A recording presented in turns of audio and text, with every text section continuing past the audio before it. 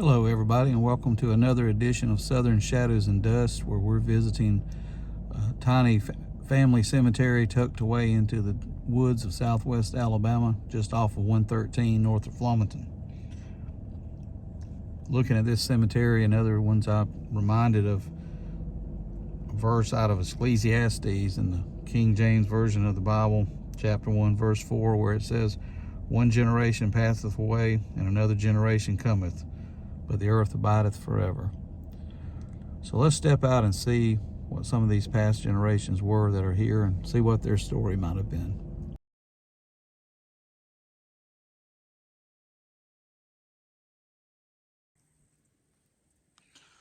One of the most interesting graves in this cemetery is that of George Washington Emmons, born November 21st, 1840, died January 25th, 1916.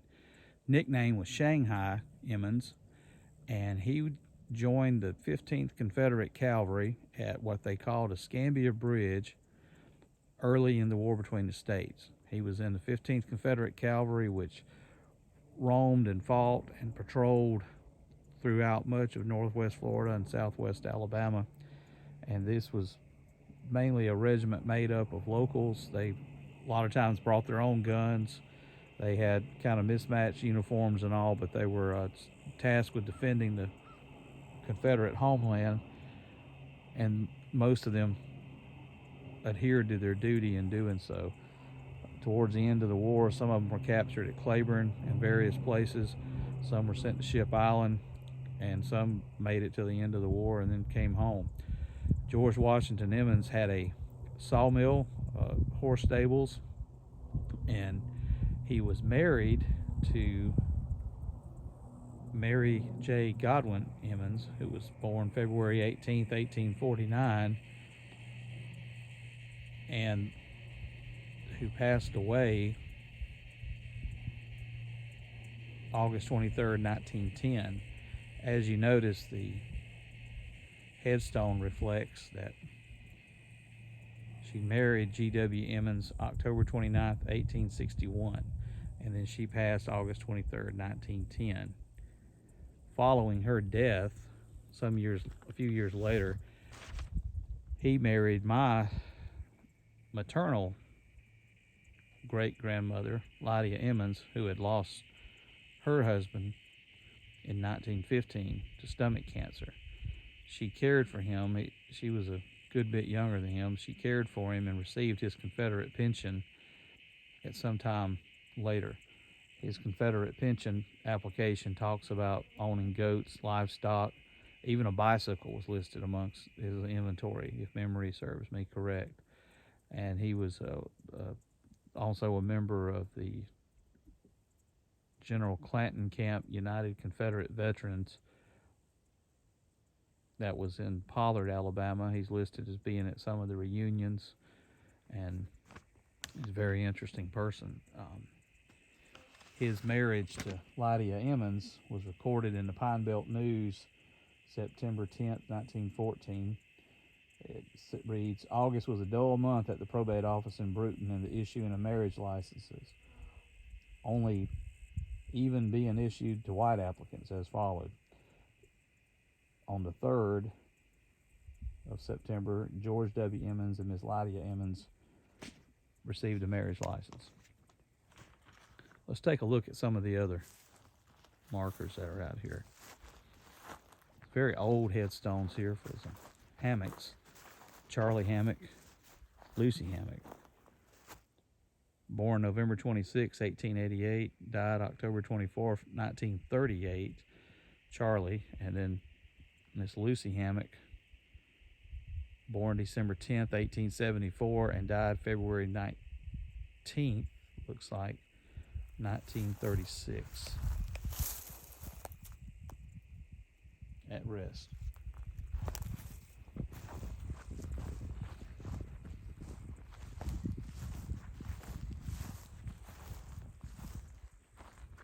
Some children graves in this cemetery.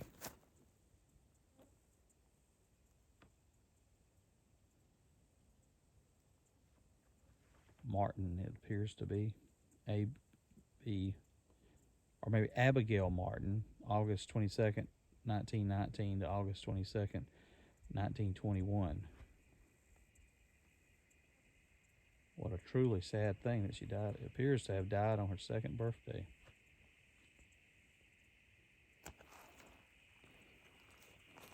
There's also Rawls, McRae, Moyes buried in the cemetery. It's under some high tension power lines, transmission lines, I guess you'd say.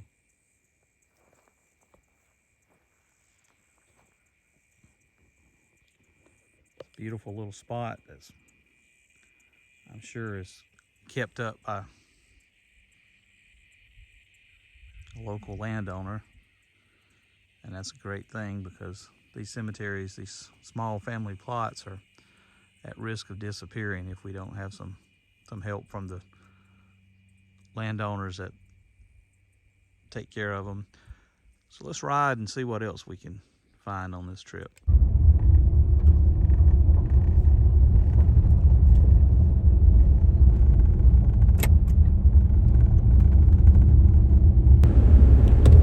Escambia County, Alabama has countless roads that are dirt, logging trails, ATV trails, just an endless variety of non-improved roads that kind of give you a sense of tonic. It has a therapeutic effect to help one get things off their mind and just consider life in general. They seem to really flow like a past, present, future, all in one orange and yellow dusted trail. And oftentimes you can ride these roads and remember other memories of being out there in the past over the years. And I think that's one of the things that make it so interesting to be out here traveling these back roads.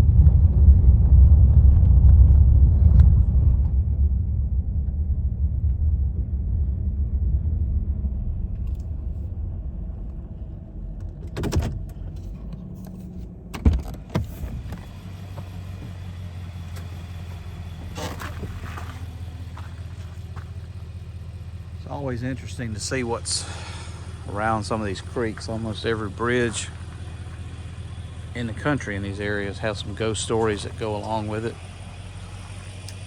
This little creek probably at one time didn't even have a bridge, probably just a little ford where people would cross.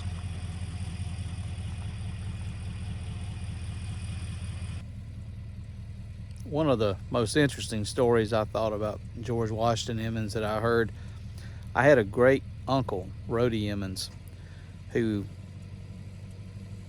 actually remembered George Washington Emmons when Rhodey was just a young boy. He said when he was small, he would sit in George Washington Emmons' lap while his mama and his other family members would go pick cotton. And that's how he remembered him. He said he had a beard that was down to his stomach, and he was kind of an infirmed old man at the time that he was sitting there, and he was an elderly gentleman by that time and needed the care of others. So you can just imagine scores of people 100 years ago in a field like this, pulling bags behind them, filling them with cotton, making maybe a nickel per sack to work just for a couple of dollars a day. And such was the life that Annie Lydia Emmons had to endure after her husband died, and that was where she stayed with George Washington Emmons to help him, and after his death she drew his pension for some time and then later remarried.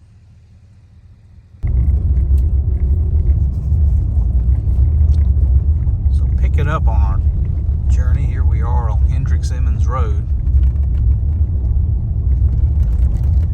headed back to see some other various little spots of interest. This is an old thoroughfare that crosses through the county, through the northwestern part of the county anyway.